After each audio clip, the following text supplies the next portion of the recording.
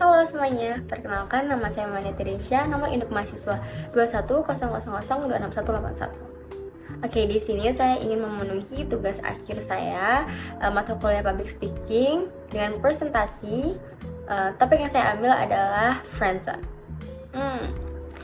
Ngomong soal friendzone, pasti teman-teman udah pada tahu nggak sih apa itu friendzone? Dan kayaknya bagi beberapa orang yang dengar kata friendzone bakalan gregetan atau bahkan sebel. Aku mau jelasin aja menurut POV aku what is friendzone. Menurut aku, dan setelah yang aku baca-baca juga, dan setelah yang aku dengar-dengar juga, friendzone itu adalah situasi dimana kita tuh terjebak dalam perasaan sama orang yang dia tuh adalah teman kita, entah teman circle, teman kumpul, teman organisasi, teman kepanitiaan, teman apapun itulah pokoknya yang berbentuk circle atau pertemanan. Jadi tuh antara dua teman ini, antara cewek dan cowok yang akrab ini, salah satunya tuh pasti mendem perasaan atau bahkan kedua-duanya itu mendem perasaan, tapi sayangnya waktu atau situasinya tuh nggak tepat. Istilahnya tuh bisa disebut right person but wrong time. Lebih banyak kasusnya friendzone itu adalah antara satu orang yang suka sama orang lain dalam satu circle, tapi cintanya tuh hampir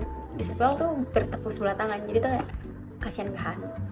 Tapi ada juga yang kasusnya tuh karena nggak mau merusak pertemanan, jadi mereka memutuskan kayak udah kita temenan aja, tapi kamu tahu aku suka kamu, kamu suka aku. Aku tuh pengen banget jelasin ke kalian apa itu penyebab friendzone, apa itu friendzone, gimana cara ngatasin friendzone. Jadi, check this out.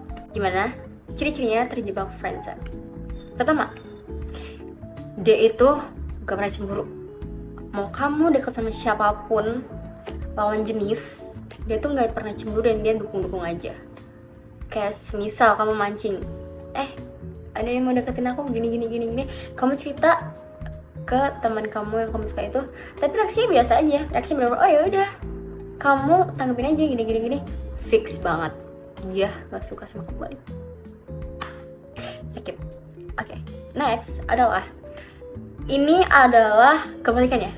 Jadi dia sering banget ceritain soal cewek ke kamu atau soal cowok ke kamu. Jadi ini tergantung ya kalian tuh di posisi cewek atau cowoknya. Fix kalau udah kayak gitu nggak mungkin suka, karena menurut aku pribadi, kalau kita suka sama orang, kita nggak mungkin nggak ceritain kalau kita tuh lagi suka sama orang lain. Ya nggak sih? Gak make sense dong kalau misalnya kita suka sama dia tapi kita ceritain orang lain.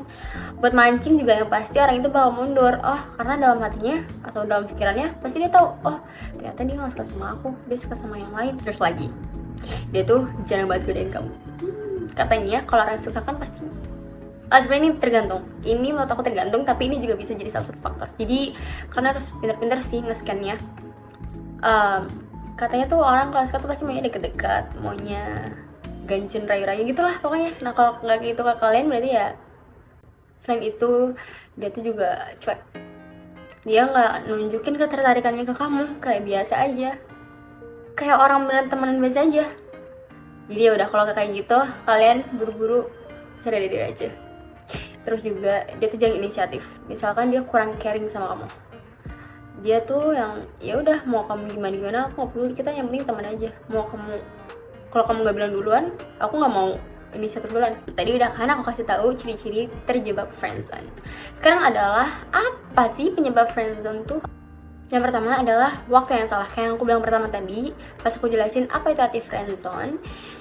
Biasanya tuh antara si cewek dan cowok yang punya perasaan ini, yang ada dalam satu circle atau sebuah pertemanan ini, sama-sama punya perasaan, sama-sama nyimpen perasaan, sama-sama suka, tapi waktu yang salah. Jadi right person wrong time. Itu sakit banget sih. Jadinya kita terpaksa bareng-bareng dengan cuma status teman padahal kita sayang-sayang. Gini sih sebenarnya poinnya, mungkin di salah satunya itu masih ada trust issue, atau enggak itu masih trauma sama masa lalunya, sama mantannya yang istilahnya tuh mungkin saat ngejalin hubungan relationshipnya tuh toxic, jadinya tuh ngebuat jadi trust issue atau trauma, atau istilahnya enggak dulu deh, kayaknya deket-deket biasa aja dulu, jangan di hubungan serius. Yang kedua adalah kalian gak percaya diri. Kalian gak cukup percaya diri buat nyatain perasaan kalian. Why? Percaya diri aja. Pernah denger gak sih istilah kalau nggak kita ungkapin perasaan kita sekarang, nunggu kapan? Nunggu orang lainnya nyatain perasaan duluan. Nggak mau kan? Jadi buat kalian semua yang nggak percaya diri sama perasaan kalian, yang mau nyatain tapi masih malu-malu, nggak usah dipikir lagi, cepet nyatain sekarang. Keburu yang lain yang nyatain, nanti kamu jadi sad girl atau sad boy kan, aduh nggak enak kan. Yang selanjutnya adalah takut buat ngerusak pertemanan. Ini kasus yang paling banyak nih. Ini kasus yang paling banyak korbannya. Karena pasti kalau aku pribadi adalah orang yang gak akan mau pacaran dalam satu circle, satu pertemanan. Aku gak akan mau. Karena ya pengen aja kalau ada masalah pasti mau denial gak dampak ke circle pun itu adalah pembohongan yang sangat besar, karena bakal berdampak ke circle, ke pergaulan, ke pertemanan kalian sehari-hari di dalam circle itu. Contohnya gini nih, lagi ada acara bareng-bareng, tapi karena kalian hubungannya lagi gak baik-baik aja, karena kalian ngejalin hubungan, jadinya kalian jadi males ikut acara yang diadain sama circle kalian. Padahal harusnya kita harus misahin yang mana masalah pribadi dan yang mana yang masalah pertemanan bersama. Menurut aku itu adalah hal yang wajar sih kalau kita berpikir sejauh itu, karena kita juga udah dewasa kan. Kita gak mungkin berpikir tentang dampak yang dekat aja, tapi kita juga harus berpikir tentang dampak di masa yang akan datang. Last one is number 4 adalah tidak sesuai kriteria. Jadi ini kriterianya bukan kamu. Kalau udah kayak gitu mundur aja Wir. Ini juga yang bikin mundur aja Wir. Mau dipaksa kayak gimana juga, kalau kamu bukan kriterianya mau gimana? Nggak bisa. Selanjutnya adalah gimana sih caranya ngatasin friendzone? Oke, ternyata aku bakal ngasih tau ke kalian gimana cara ngatasin friendzone. Yang pertama adalah kalian jujur sama perasaan yang kalian miliki. Jujur akan perasaan yang dimiliki tuh, kalian benar-benar ungkapin apa yang kalian rasain di dia, tentang gimana sih caranya kalian, kenapa sih kalian tuh suka sama dia, apa yang membuat kalian tuh suka sama dia, terus sejak kapan, terus harapannya dengan perasaan yang kalian tarain ini apa. Kalian harus omongin itu semua ke dia, ke doi baik-baik, dan kita keluarin aja apa yang kita rasain, kita nyatain aja apa yang kita rasain, karena itu lebih baik daripada memendam. Karena kita nggak akan pernah tahu di sana, di luar sana saingan kita tuh siapa aja. Selanjutnya yang kedua adalah menerima keputusan. Ini sih pasti kalau kalian udah nyatain perasaan kalian udah ngungkapin semua apa yang ada di pikiran kalian, apa yang kalian rasain. Selanjutnya aku yakin pasti doi, terutama yang cowok-cowok ini, adalah pasti kalian bakal nembak ceweknya. Ini aku ngomongin di POV cowok, pasti kalian bakal nyatain perasaan, dan pasti 50-50 sih. Kalian nggak tahu kalian bakal terima atau enggak. Istilahnya kalian ya nothing tulus aja. Tapi semisal kalian ditolak karena kita udah dewasa, kuncinya karena kita udah dewasa, keep calm, nggak apa-apa. Kalian hargain keputusan doi. Kalau memang doi nggak bisa bareng sama kalian, yang tentunya kalau nolak itu pasti kan ada alasannya. Ketika alasan itu masih bisa kalian tangkap pakai akal sehat dan masih masuk akal, masih logis banget, silakan kalian renungin itu buat jadi pembelajaran kalian ke depan gimana. Tapi kalau doi minta waktu, ini masuk poin ketiga ya, kasih ruang dan waktu. Jadi kan 50-50, kalian bisa ditolak atau bisa enggak juga. Nah, kalau misalkan doi masih bingung nih, mungkin doi juga masih mempertimbangkan gimana kalau hubungannya itu bakal toxic lagi kayak yang kemarin atau gimana. Banyak kan hal yang ngebuat doi jadi trust issue. Semisal doi itu nolak kalian, sebagai anak yang dewasa adalah tetap temenin aja gitu. Walaupun kita pasti tahu rasanya pasti beda kan, pasti kalian juga akan ngerasain malu atau sebel juga kan karena kalian ditolak. Tapi karena kita udah dewasa, dan ingat, dalam circle tuh isinya bukan kalian doang, isinya tuh pasti akan ada beberapa orang, beberapa teman kalian, yang bahkan mungkin isinya adalah teman dari teman kalian.